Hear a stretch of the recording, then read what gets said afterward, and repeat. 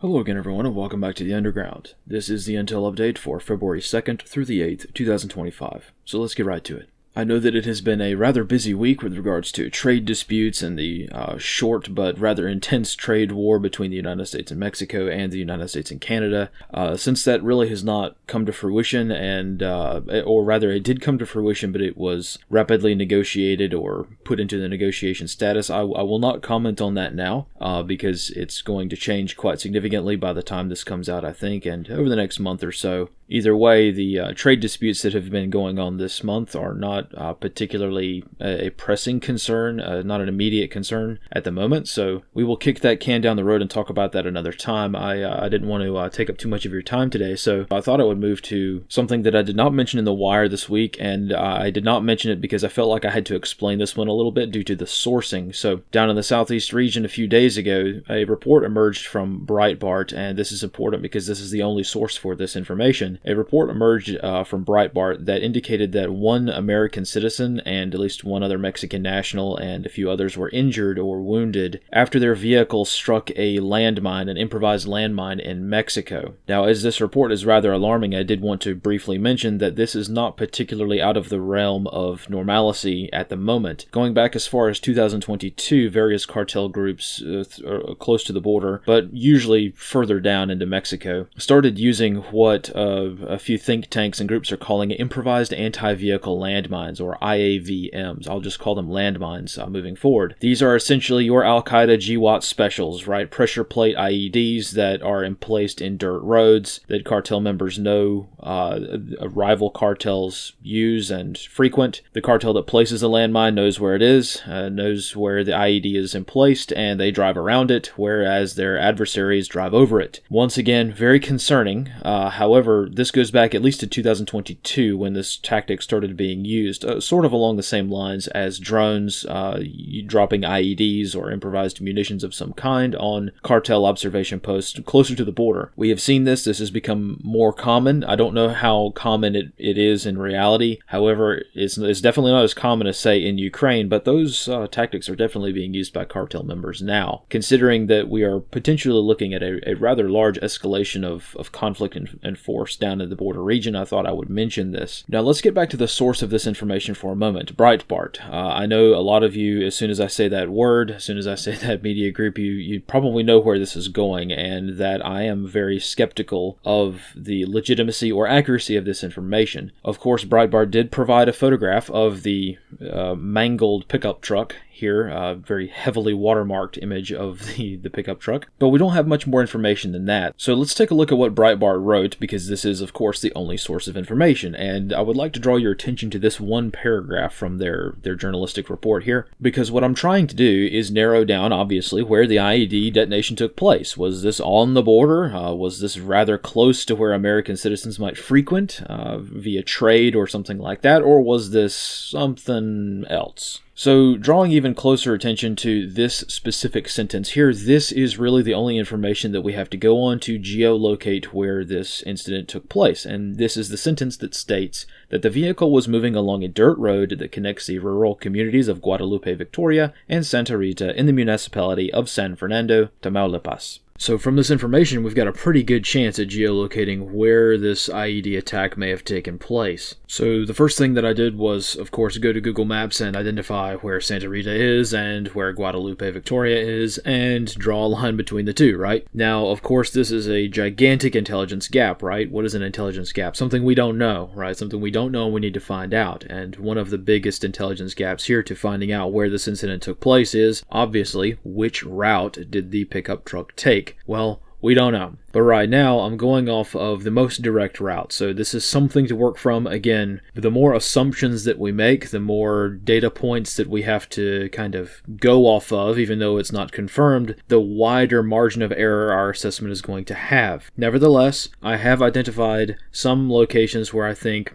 maybe the IED attack took place. Now, from this image of the truck itself, we can't really geolocate much. We can say that it did take place on a dirt road, probably in an area with no trees in the background, but judging from this area and from the route that it's very likely that the truck took between these two locations, well, there's a lot of twists and turns. It's a pretty long distance. It's not just a short little jaunt. It may have taken 20-30 minutes to get between these two places, and of course, they may not have taken the most direct route. Again, in cartel land down there, you don't want to take the most direct route between two places sometimes. But nevertheless, one of the most interesting parts to me is that there are a lot of straight roads. If you'll notice, some of you who may be a more of a student of warfare, you may notice that there are very few bends in the road. And for those of you who may not be aware of how ambushes normally work, is you normally, generally speaking, doctrinally speaking, most ambushes are conducted in some sort of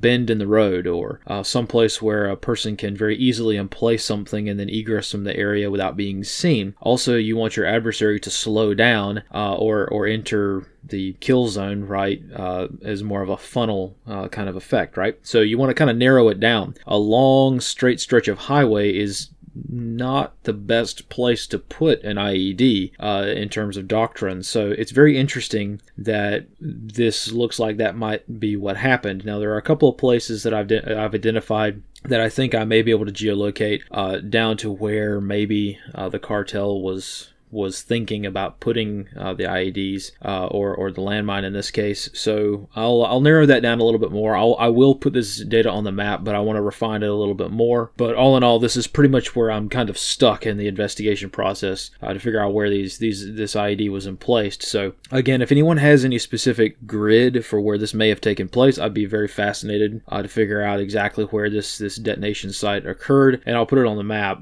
But for now, this is kind of what I'm looking into, just kind of a casual thing, because I think this is very interesting into understanding the mind of both the cartels and how they operate, but also how far the conflict is moving north and how close to the border we're getting with this sort of thing. But in any case, this is pretty much all I have on this one, so I'll continue to refine these grids and see what I can find out. But despite all of that, let's head over to the map and we can talk about the region a little bit more at large.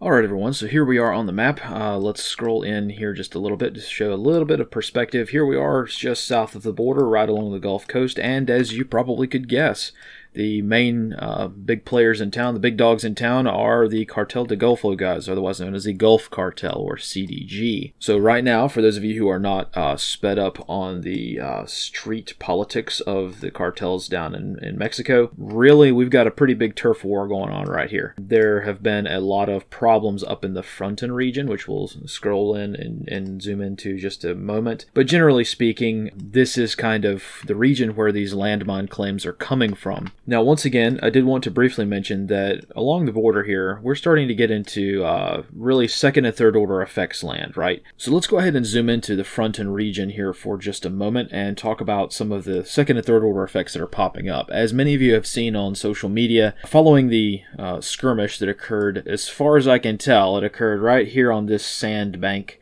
just to the north of this cluster of buildings, and I'm still working on plotting out a lot of the cartel safe houses and staging areas that a lot of cartel members and coyotes use to, egress across the border. A lot of this is very public information. They're not really trying to hide it super well. That will probably change over the next few months. But I did want to just highlight the general region here and show that, yeah, the American positions here along the border are fairly well intense now. They're trying to advertise this, so this is not proprietary information. They're fairly well trying to make people very well aware that the American presence here is most certainly a show of force. So once again, Fronten is the region where this skirmish occurred a couple weeks ago now, I think, or maybe a few days ago.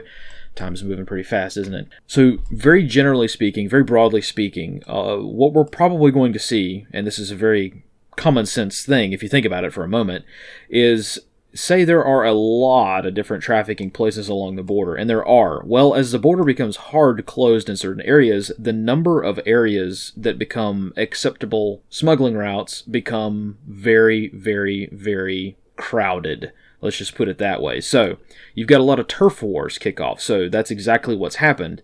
The United States closes the border, right? Or tries to, I mean, it's a big price. It's going to take a long time, but, you know, the United States increases security along the well-known smuggling routes. And what does that mean? Well, the businessmen south of the border, they have to move to another area. And you know, we're starting to tighten the noose, as you see here. So what does all of this mean? This means that the United States, the more our border security increases, okay, over the next few months, the more the border security increases, the more violence we're going to start seeing south of the border from competition, turf wars, you name it, right? So that is essentially something to be on the lookout for over the next few months. Now, once again, the border is not closed.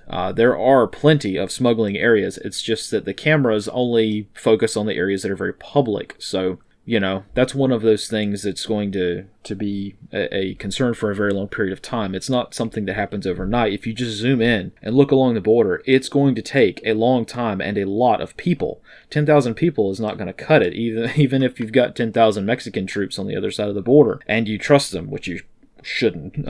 It's going to be a very gargantuan task. So, moving forward, just to kind of talk about some of the more significant activities this week, there was a raid in Nuevo Laredo across the border from the, of course, Texas town of Laredo. I was not able to geolocate where the shooting or where the skirmishes took place, but they rolled up Armando Ricky down there. A lot of mainstream media and a lot of pro-Trump media is saying that Armando Ricky was like a very high-ranking member in the city, and that's, from what I can tell, that's not really true. He was like a mid-level manager, so he's definitely not the head of anything. He's not making that many decisions, really.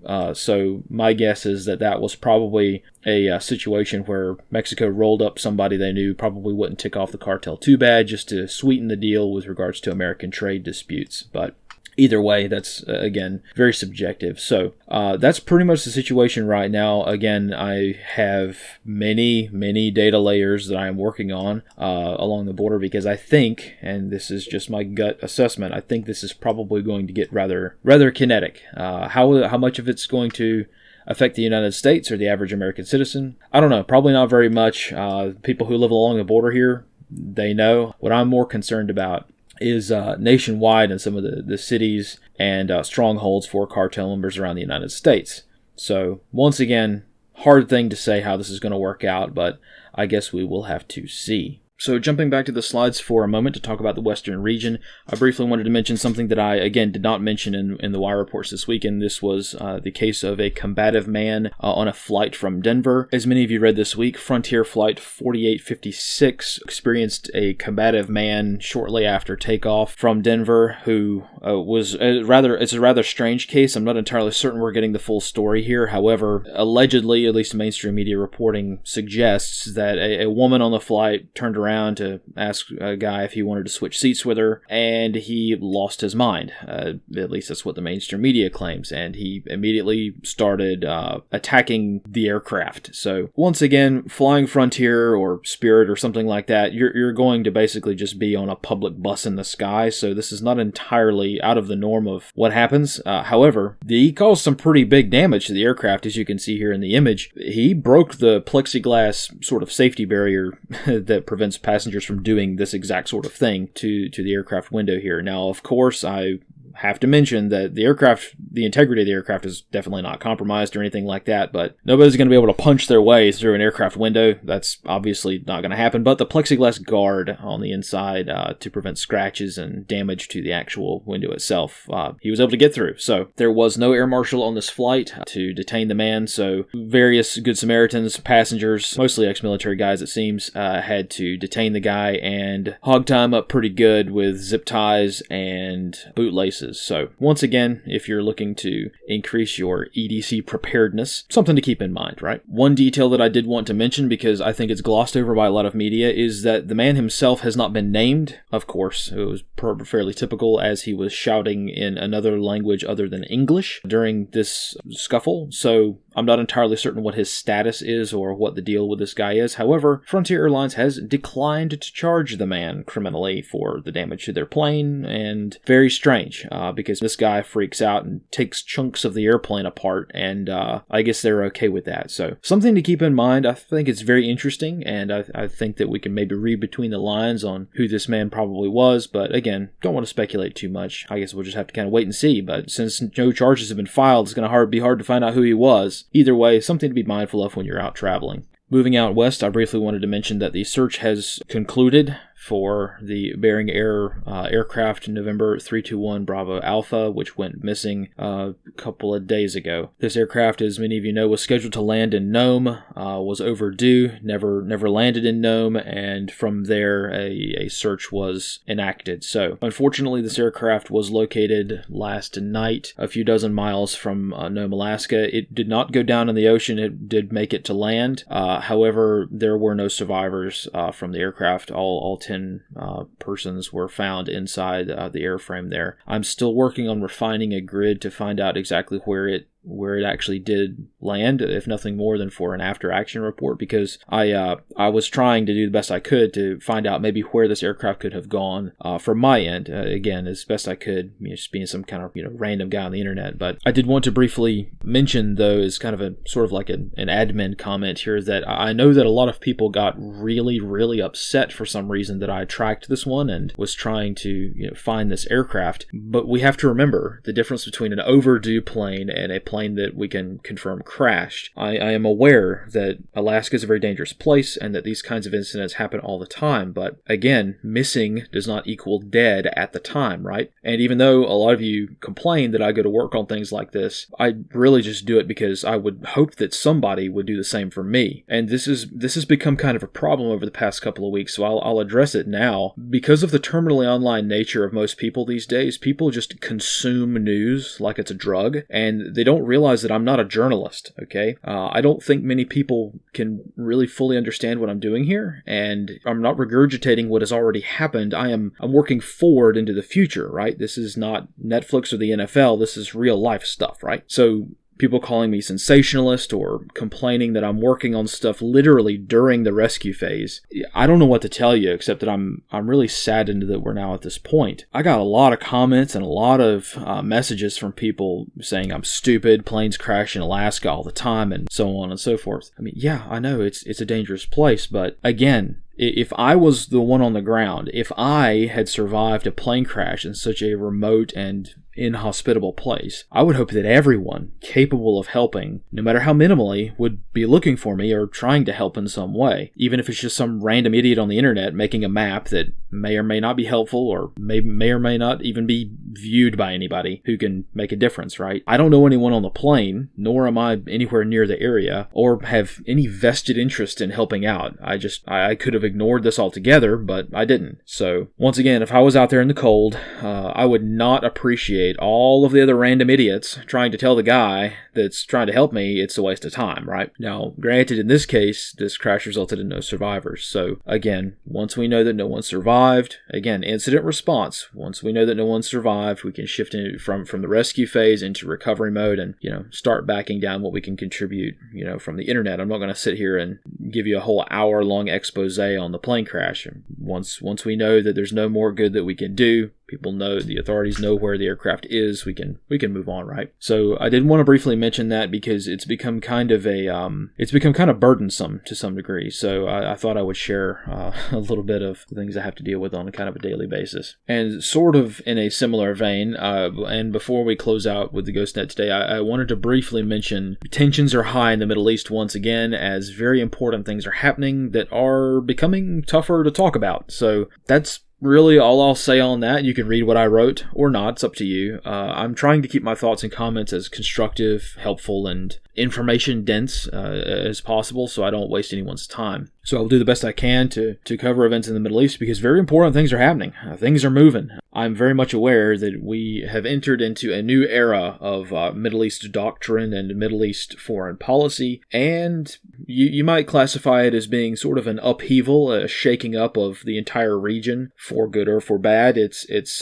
you can't deny that it's a very important time for the Middle East. But as we go forward, I feel like I need to mention this frustration because it's going to affect things moving forward. And that is that I've really just personally reached a saturation point of being frustrated that I am always expected to grant preferential treatment to one side in this conflict. There's definitely a case of preferential treatment going on for so long that equal treatment looks like discrimination. So there will be no good faith, open, and honest discussion on this topic, I'm afraid.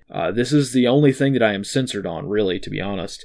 And it's not even the platforms themselves. It's not really a top-down like government censorship or platform censorship. It's a huge portion of the people who consume my content and use my work, unfortunately. So I would really appreciate having open and honest discussions about events in the Middle East and how they affect American policy. I understand people don't really care to some degree, or to a large degree, I understand. However, like it or not, the United States is involved in the Middle East, and understanding which way the wind is a-blowing is kind of important for the American taxpayer. So this is making risk assessment and a general feeling of how war might develop further quite challenging. It's making things very, very difficult. It's hard to write an assessment when the expectation is there for me to calculate the mathematical number of times I criticize one side and then make sure to criticize the other side the same number of times to balance things out. So, you can see how this gets a little frustrating. But I'm going to keep an eye on the region, and we will see how things develop. I just probably will not be able to go into much detail on some things because it's just too much work on my end to have to explain my perspective or why I arrive at certain assessments. It just takes such a long period of time. If I have to, have a 5-hour podcast to explain one sentence in one of my assessments, it's just, cost prohibitive, right, when it comes to time management. So I'll do the best I can. I'm not going to self-censor, but just know that it's put me in kind of a tough spot when it comes to the Middle East. And I'm not alone in this. There are a lot of other people that are trying to talk about the Middle East, and they run into these things. They just don't normally address it so directly, I suppose. But either way, moving forward, I do appreciate your kind words of support. I really, really do appreciate that. But what I would appreciate more is for all of you to pay attention specifically to all of the hatred that I get whenever I talk about the Middle East. And I want you to ask yourself, this is, again, I don't matter. I want you to ask yourself, is all of this badness, right? Is this because I, S2 here, am being unfair, slanted, or biased?